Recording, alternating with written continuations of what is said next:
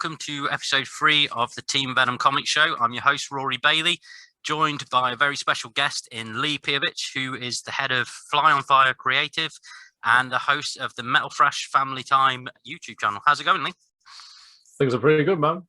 It's like that little intro. I like it. It was all professional. And yet, bizarrely, what people won't know is that you're probably one of my oldest friends, which is mental. Yeah, man, we go way back. To school. You're the only person from school I speak to. So, yeah. And I'm in my 30s. Yeah, man. No, it's it. We're back at school, and the majority of our teenage years was whatever antics we got up to. And chasing skirt. Yeah. Yeah. Basically. Yeah.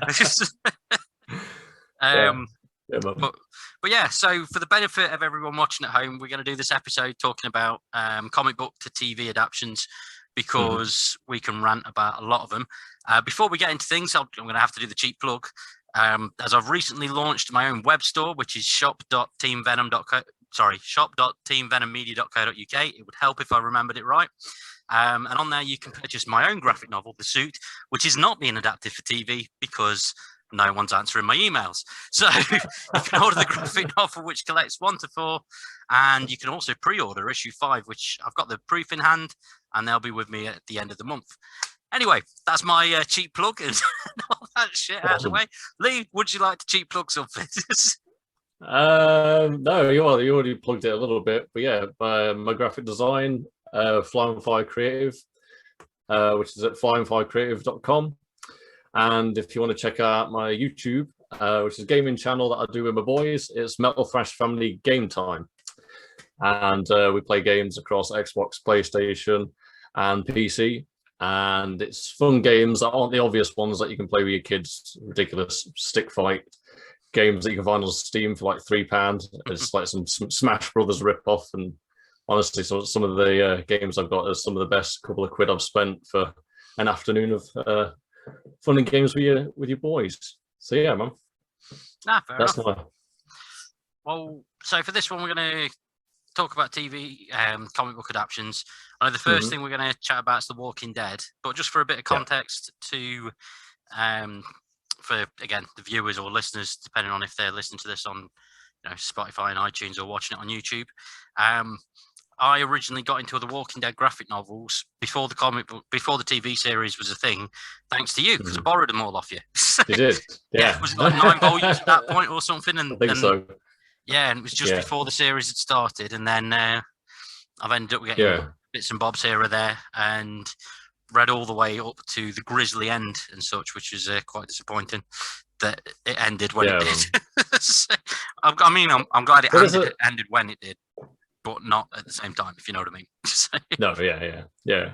But no, this is the thing, man. It's like I don't recall picking up comics or graphic novels until probably my early 20s. Like, I wasn't into Marvel and all the superhero stuff, and it was only probably from shopping in shops with the missus, like Forbidden Planet, Another World, which I think don't exist anymore. It doesn't. No, it's quite sad. That was an awesome shop in Derby. So, yeah, that's it. So where you get your band merch or your Living Dead dolls or whatever else your missus collects. And just one day thought I'd browse the graphic novel section, and I can't recall whether it was something that was being displayed by the shop or I just picked it up, but something told me that I had to buy this, which is the first issue. You mean this? This very same book. That's exactly it. And I think the fact the opening was an introduction by Simon Pegg as well. I believe he's got a thing in there somewhere. I swear I've seen Simon Pegg my on it introduction is somewhere. by Robert Kirkman on mine, so might be different. I don't know. No. Yeah, you're thinking of The Boys. The Boys starts off with Simon Pegg. I know Simon Pegg definitely appears in it somewhere. You know what? I'm going to flick through some of mine as well, just in case. Someone in the comments can correct us on this.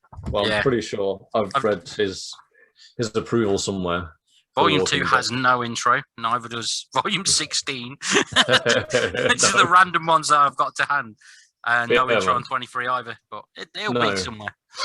It'll be somewhere, but something told me that I should buy that.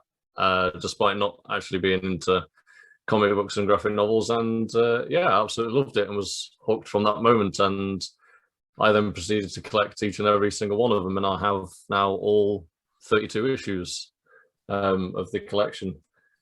Nice. But yeah, I don't know, what do you want to talk about here? And whether the first thing I'll have to ask you, because you were more into The Walking Dead than me. You still you were having a back piece done at one point. Have you had that done? Well, the last time I saw it was half finished. Yeah, that's right. So is that from number 4 or something like that? Or? Yeah, it's Michonne and the 2 zombies she has in chains, and I call it my undead tramp stamp, which is no longer there. Spit on. It's just turned into one of those sorts of podcasts. Sorry, but it was one of those bad decisions where, because my wife, former tattooist, had an idea to get this tattooed, and it was at the time I had nowhere else I could put it on my body because of its sizing, the size of the image, and so the bottom of my back at the time seemed like the most logical place, which in fact was probably the worst choice to have a tattoo in terms of pain and anguish. And unfortunately, the large back piece that I wanted, I ultimately didn't get finished and ended up covering up with a giant back piece of something else inspired by The Witcher and sorts of Game of Thrones, that sort of thing. But that also is currently unfinished, so no one's going to see it on this podcast until it's done. You'll have to come back once your tattoo's done and show it off. So that's it. But it's been a while. But yeah, I loved it that much that I actually got something permanent, which is still kind of there. But yeah. Well, with regards to the TV show, did you like the TV show? You know what? At first, I remember hating it because it was such a big thing for me, and I was that into it that I wanted. Well, you know how it is when you love a comic book or any book really, and then it's turned into a TV adaptation, and that's my favourite thing to rant about. Yeah, that's it. But no, I think I did enjoy it. I was a little bit annoyed at first when they started introducing characters that weren't in the graphic novel at all, like Daryl. Yeah, and Merle and stuff. Yeah, I remember that. Although they turned out to be... And T-Dog. I thought T-Dog was a terrible version of Tyrese or something, and then he we're getting him as well. Yeah, so there was all these random characters that were like with terrible names at the time, but thankfully they, T-Dog, yeah.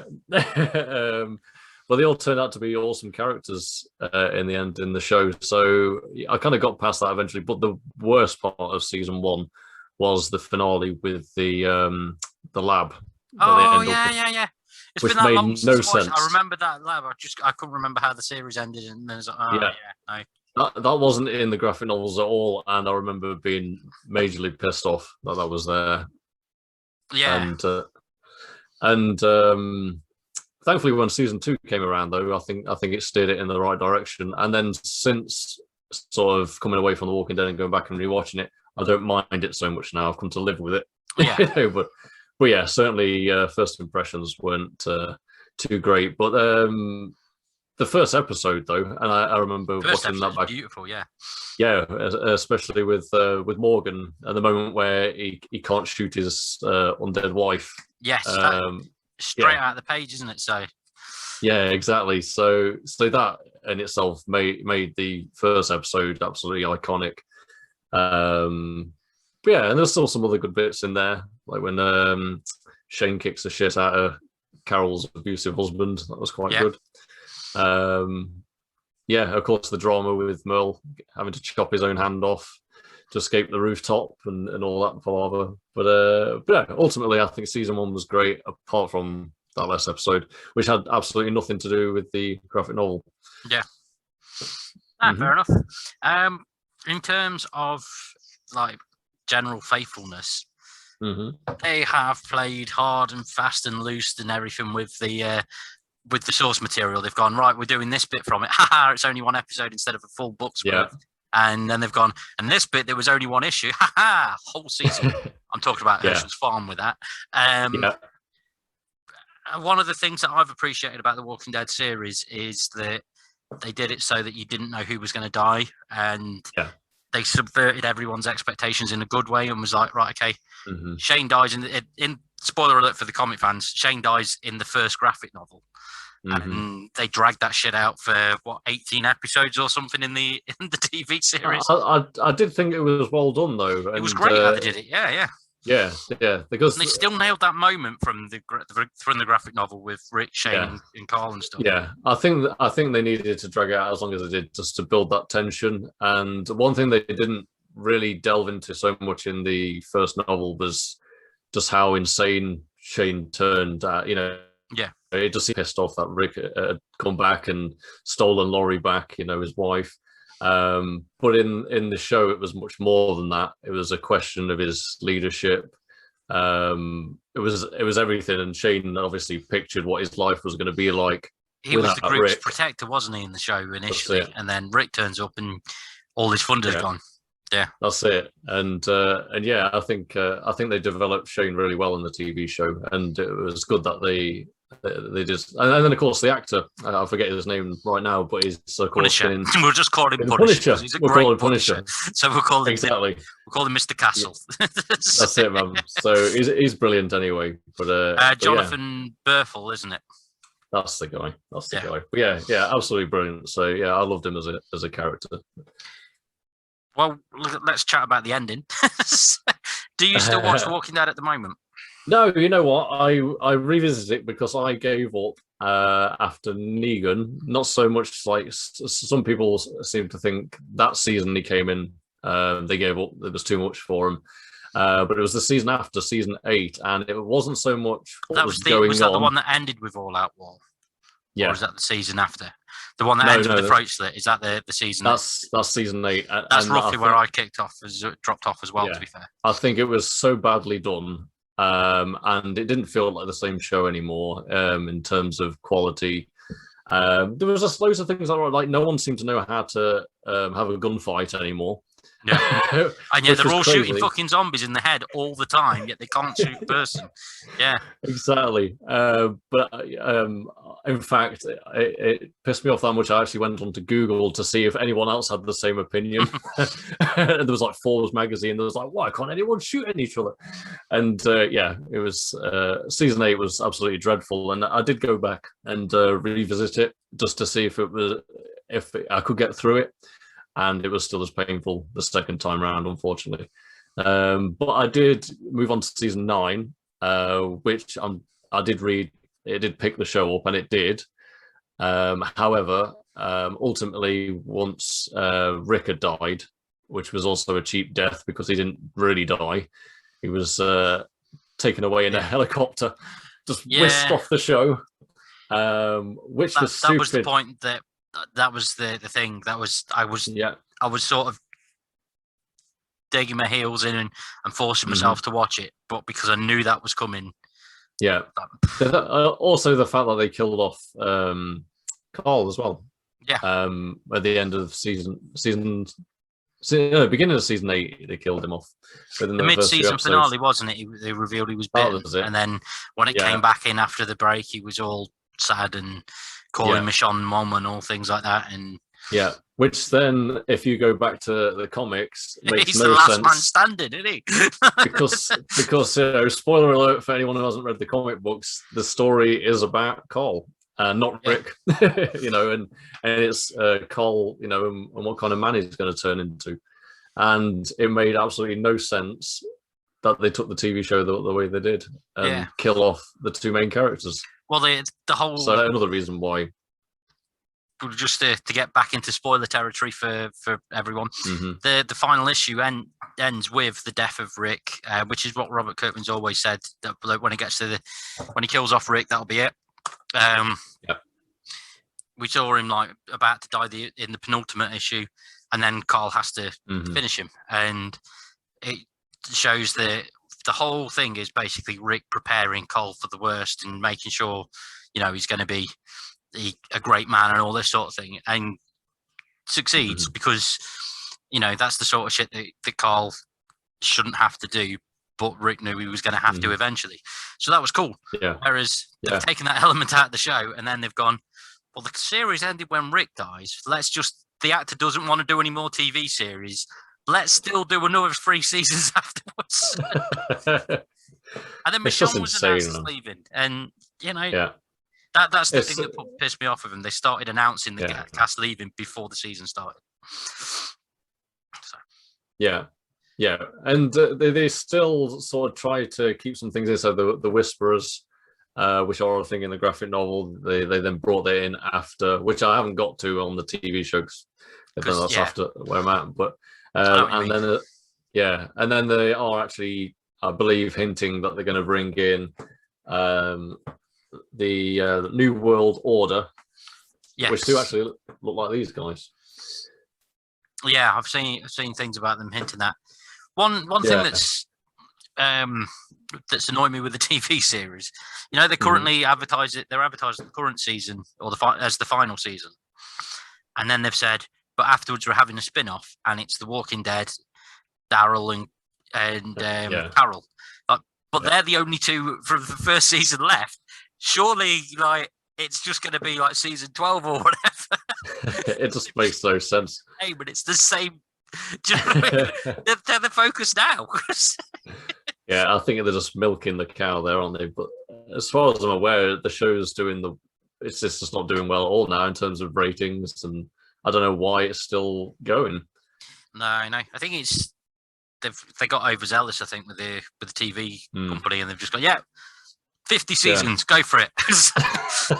People won't get tired of this at all. What, we're at the farm for 24 episodes? Don't worry about it.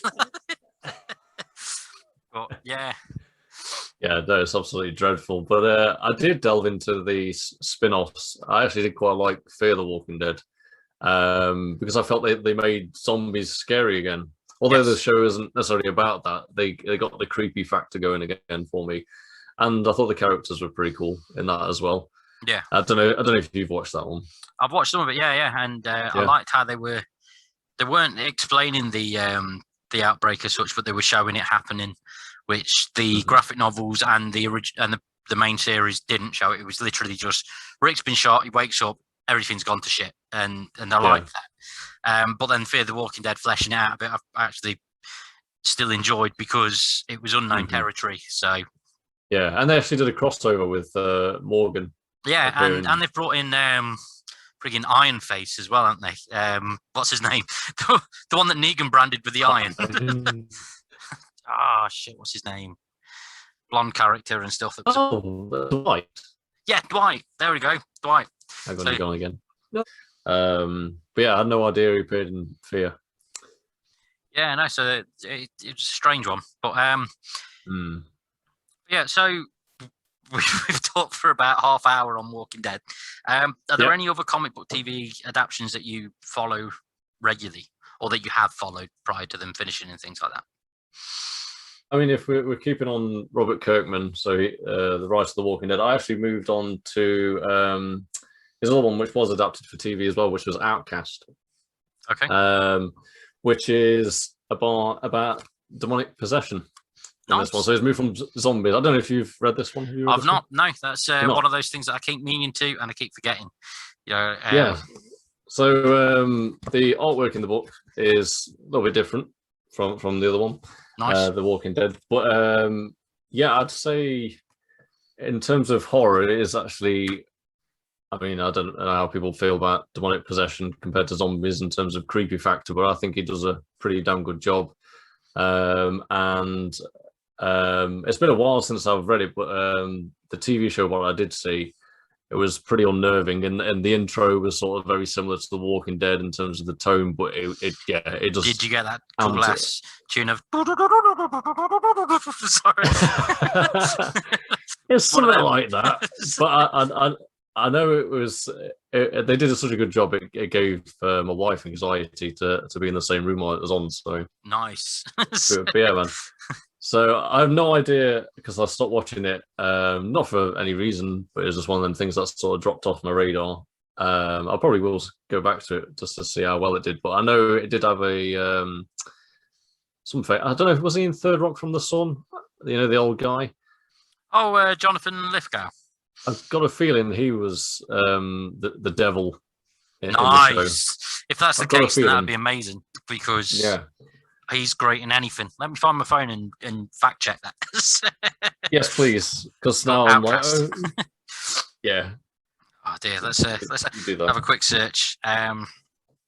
While we're searching, dear viewers, this is the perfect time for you to just peruse on shop.teamvenommedia.co.uk. Check out all our cool comic books and graphic novels.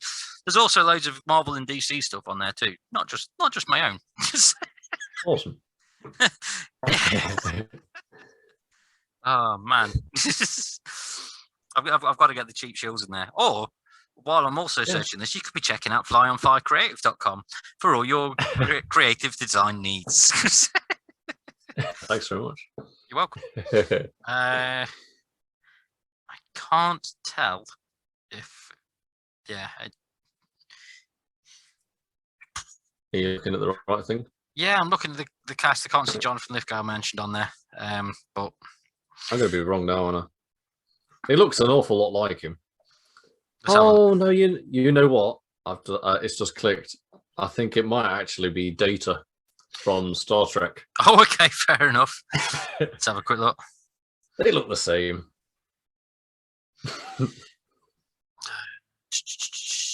Only because I watched the Big Bang Theory recently, where he cameoed, and I think I've just matched his face in my head. Yeah, Brett Spinner. There we go. Yeah, that is Data. It was him. Sorry, everyone. It was Data from Star Trek. I apologise. You gave us some valuable browsing time for shop. Be a very different show. So, yeah. Switching it up a bit, what's your opinion on things like Arrow and Flash and those sorts of things? Because DC have really been hammering TV shows for years. Let me just see. So the Punisher I did watch is that's Marvel, isn't it? That's Marvel, and that was great. This is how into superheroes I am. So people are like, why is this guy on this podcast? But there's more than just Marvel and DC comics. There's also Team Venom comics.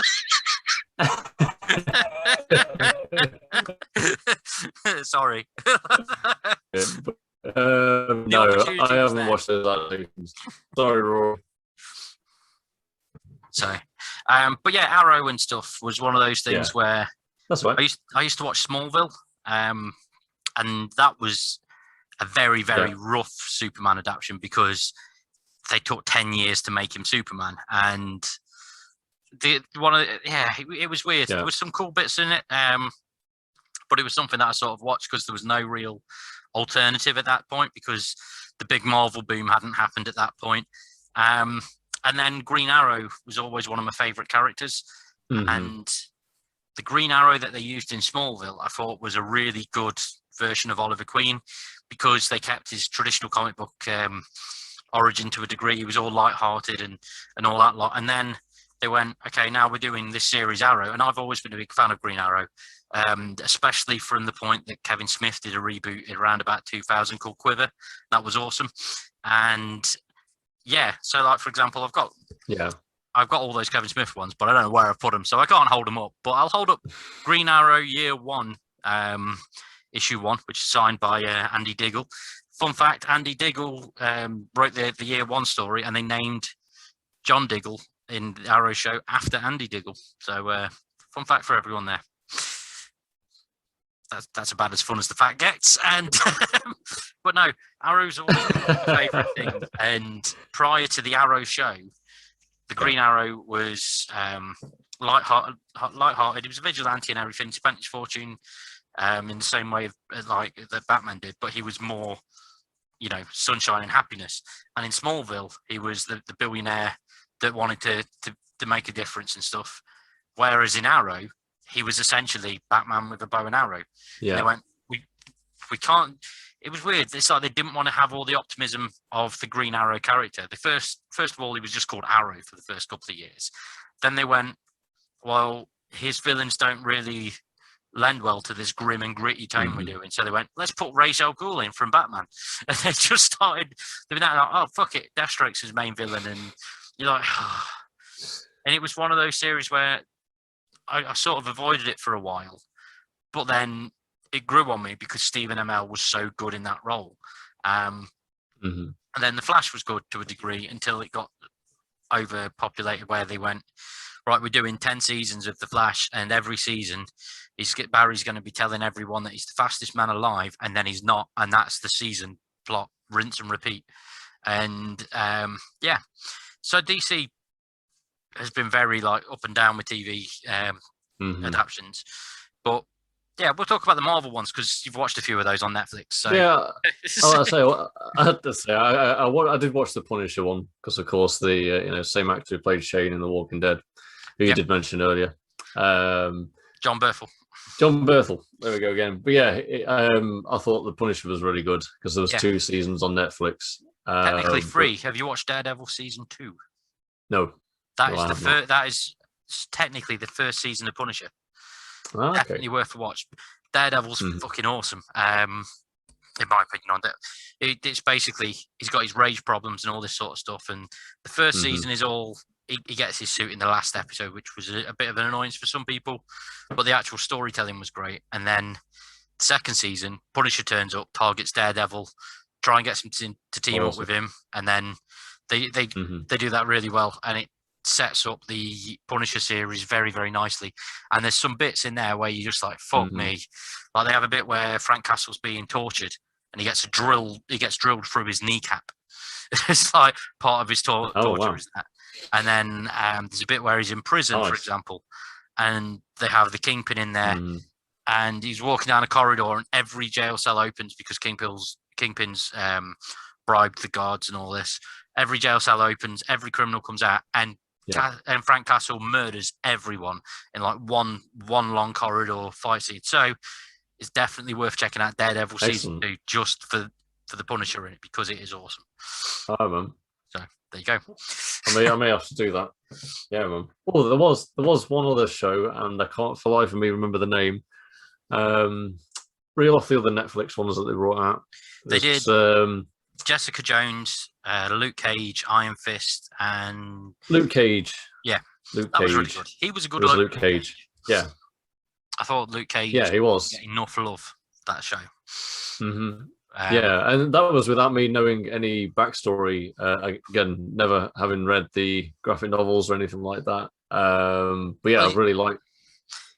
Well, he's been criminally underused for years, to be fair, in Marvel. And then, then they put him in as a leader of the Avengers for a while, and that's, to be fair, the Avengers run with Luke Cage is my favourite run of Avengers, and I'm just gonna point at my shelf here, but all this shit behind me.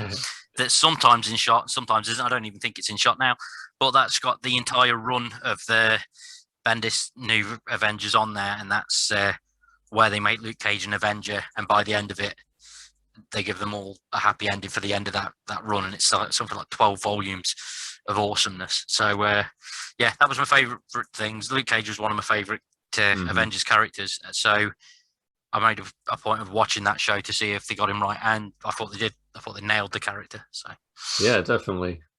One show I'm actually currently watching at the moment, which I guess is superhero related, but not in either of DC or Marvel universe. There's the Boys. The Boys is awesome. Yeah, I'm on season 2 of that now. But yeah, really enjoying that. Have you read any of the graphic novels? No, I've got the first 8 volumes, so I will do to you what you did for me for The Walking Dead, and I'll drop them off for you at some point. Awesome. So that sounds great. But for me, it took me a few months to even watch The Boys, because in the comics, the likeness for like Huey in the Boys is Scottish, and his likeness is based on Simon Pegg. All right. So who happens to be in The Boys? Yeah, but for years it was like every time it was rumored, it was, oh yeah, Simon Pegg's going to play Huey, in talks to play Huey and everything. And then obviously these comics came out around 20 years ago initially. Wow. And they're great, but the series is completely different in a good way. Right. And the name's escaping me at the moment, which is a pain. But essentially, the same writer of the comic books has wrote the series. So as soon as I heard that fact, I was like, okay, I'll give it a shot. Watched the first couple of episodes, and Huey's dad's Simon Pegg, and like, okay, that's fine. I'll get into this now. And then you can make your peace. Yeah. Awesome. But yeah, man. So, would you say there's any differences in terms of the even the hero characters included? Everything's different. Oh, Becky, for example, season 2, the end of season 1, they find out that Butcher's wife's still alive. yes. And that didn't happen in the comics. In the comics, Okay. and this is really grim. I almost don't want to talk about it on here, but basically, Homelander forced himself on her. Yeah. And she didn't tell anyone until his baby was born out of her. Yeah. So it was like completely not consensual in the slightest.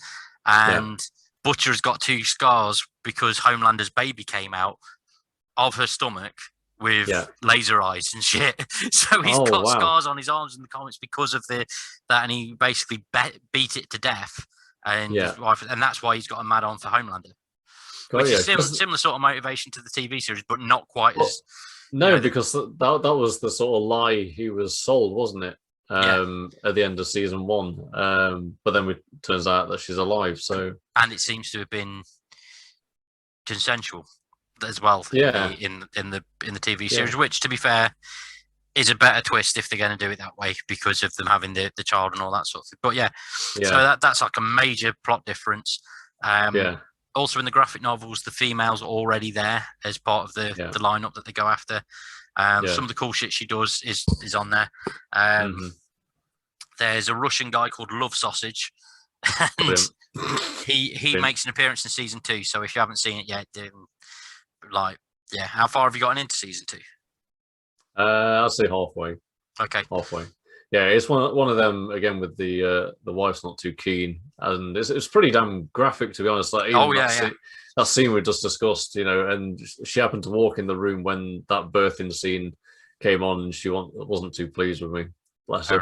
She was like, "Oh my god, what are you watching?" Just ran out of the room. But there was in the comics, it's a lot more graphic. Like the Starlight, you know how she has that moment where the Deep drops his trousers and everything.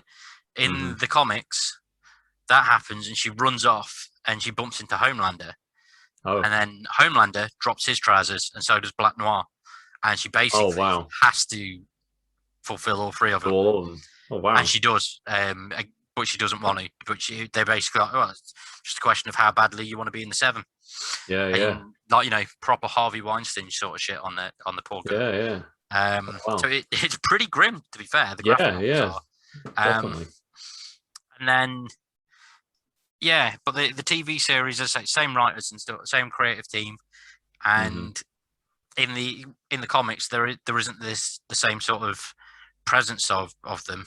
There is, to the same level, but it's more they're out and about everywhere. All the superheroes are. They've got all the comic books. They've got all the stuff. Whereas in the TV series, they're sort of more taking aim at the Marvel franchise way of running things with all right, this is the 7. Homelander's getting his spin-off and all that sort of stuff first. So I quite like that they were poking fun at the oversaturation of superhero films, and but I've really enjoyed that series, and I'm looking forward to season 3. So awesome, man! I'm definitely going to finish it off soon when I can.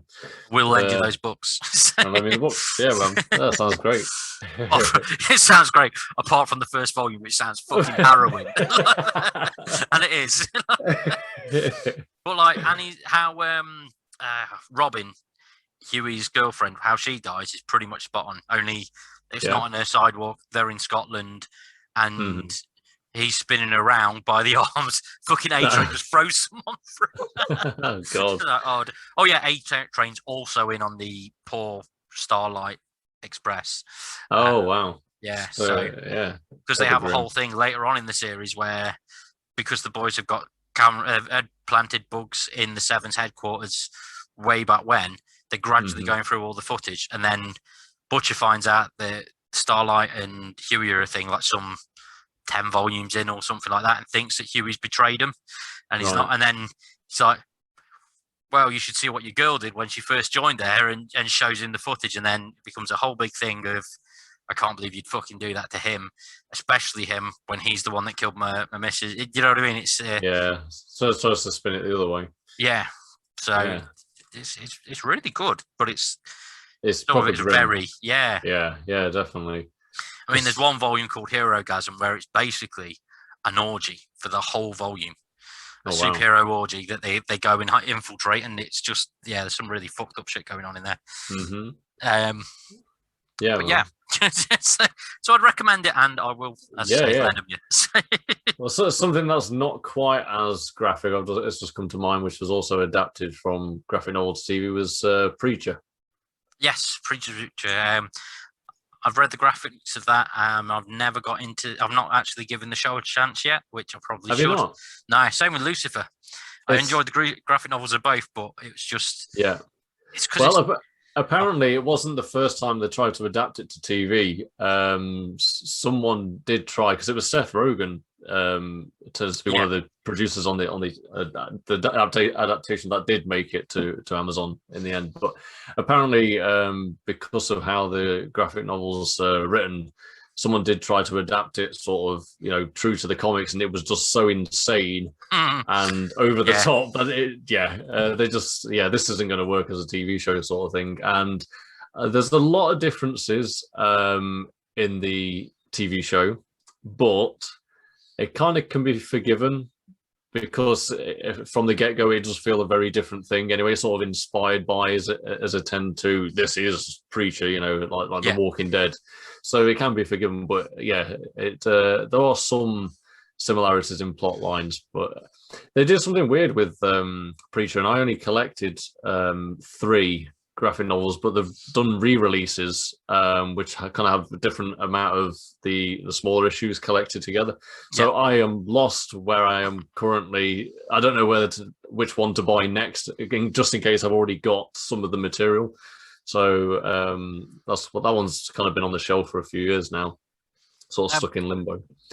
One series that I'm going to recommend to you now, in case you haven't watched it or anything, only had 13 episodes, was Constantine, starring Matt Ryan. Have you seen any of that?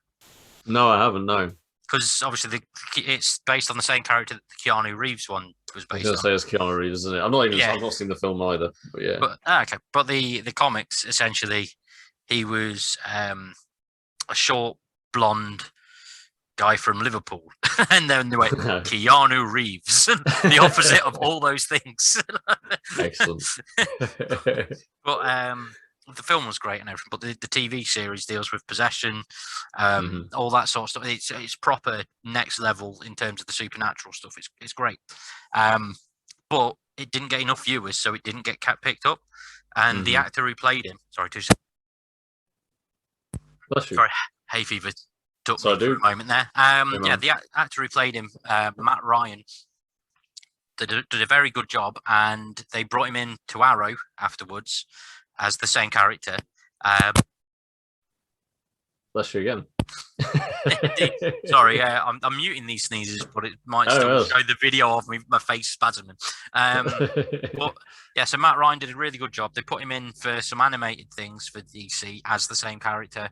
Then they brought him into Arrow for a couple of episodes, and then on their Legends of Tomorrow series is now a regular on there as Constantine, which has been pretty cool. But all of those versions of him are really tame, whereas his series was great. So if you can find it, it's worth a watch. Because as I say, it is pretty grim in its overall tone, and does a really good job of the character. And Constantine was one of those characters like Preacher and like Lucifer and Sandman that were all part of DC's Vertigo imprint in the 90s, where they were trying to have they had their own like dark sort of corner where they sort of were part of the overall DC universe, but not quite. And so they went for the Vertigo thing with those 4. So it sort of goes hand in hand with those other series we're talking about. That's why I figured while I remember, I'll recommend it to you. So. Awesome. Cool. But, So, we've been talking for close to an hour, which is that's all right, good. Which is awesome. I mean, there's going to be a few edits here or there where we had some connection issues on my end, so sorry for that. That's all right. So the finished video might only be like 30 minutes. Just 10 minutes of you. just frozen to static. So, So good. Thank you for joining me. It's been awesome, and more than welcome to join me next time we have a chat about stuff, even if it's to go. I don't know. We'll go and we'll just chat about what the latest things we're reading or whatever, because that's the sort of stuff that people like watching. So, yeah, definitely. Best way to get a recommendation and everything. But thank you for joining me, dude. And, thanks for having me on, man. No, you're welcome. And thank you to everyone watching at home and listening and all that sort of shit. Please subscribe to the channel. We're currently sat on about 725 subscribers at the moment, which is awesome. Obviously, like the pages on Facebook, which is facebook.com/Team Venom Media, /Team Venom Comics, and /The Suit Team Venom, which is, again, my wonderful little comic book series, which is available for pre-order for issue 5 on shop.teamvenommedia.co.uk, where you can also pick up this compendium of 1 to 4. I am cheap plugging the fuck out of everything I can. I have to, I'm sorry. And then you can follow me on Twitter at @King_Roaster. So, Lee, where can we find you on Twitter? I don't really use Twitter, to be honest, mate. Instagram, you can find me, my full name, Lee Piechowicz, or Lee_Piechowicz. You'll have to put that in your notes because my surname's a nightmare to spell. I know, yeah, Piechowicz. And you can find my website, flyonfirecreative.com, and on YouTube under Metal Thrash Family Game Time. Awesome. Well, yeah, it's been a pleasure, man, and we'll catch everyone next time. See you later.